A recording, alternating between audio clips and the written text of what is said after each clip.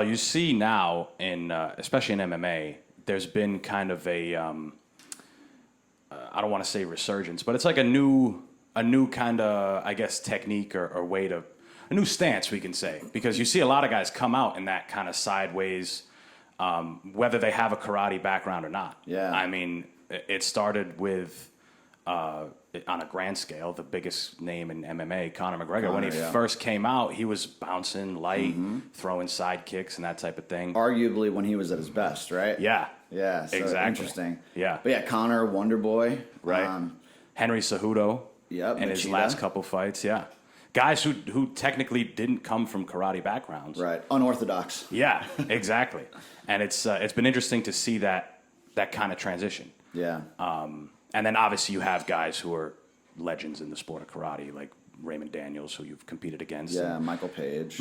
And these guys it's showing that where back in the day people were like, oh, that's point karate, that's nonsense. But it's showing these guys have legitimate skills. Yeah, I mean, you talk about guys like Raymond. You know, Raymond was top 3, if I'm not mistaken, in Glory in the welterweight division. Right. His only losses in Glory were to Nicky Holskin and Joseph Valtellini, like arguably the best of all time in that weight class. Right. Michael Page had a pro boxing fight and I think 1 or 2 pro boxing fights and easily disposed of a boxer with some experience, you know, and now he's fighting in Bellator, and his only loss in Bellator was to the champion at the time, and was winning that fight up until the moment he got clipped, and that's MMA. But I'm psyched for his rematch too. Like, these guys are all doing amazing things, and I'm looking forward to being the next one. You know, and I think what is fun for it for me is, in a way, everyone was like, you know, Raymond and Mike did it first, right? They went off into kickboxing, and then I went to kickboxing, and now Raymond went MMA and Mike Page went MMA. Now I have the opportunity to be the first one to go to karate combat and really pave the way for that next generation. And I think what's cool is, I mean, you have a sport karate background, so you know, we don't have, you know, when I was growing up in the sport, there was no next level. You know, it was either you did sport karate and you competed all over the world doing sport karate, and then that was kind of it. There was no next tier to look forward to. They didn't have karate combat when I was growing up. Right. So now I'm looking at it as I can be the ambassador for sport karate to say, hey, listen, this is your avenue.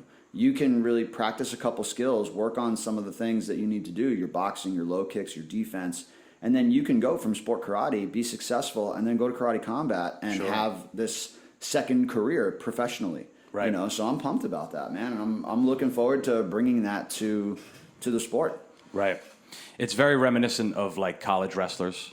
For them, there wasn't, till MMA came along, there wasn't like a huge outlet. They could compete a lot around the world, Olympics, world level, and then after that, it's like, I'll go be an insurance salesman or something. Exactly. You know? Yeah. They were mistreated almost by the NCAA. Yeah. Now it's different because you can get sponsorship as an NCAA athlete. But yeah, you're right. Until MMA came along, like, it was just for pride. Right. So now they have the opportunity to go and do all these things, and that's kind of how I feel sport karate is now. Like, now there's so many different outlets, and karate combat being one of them. So sure, it's cool.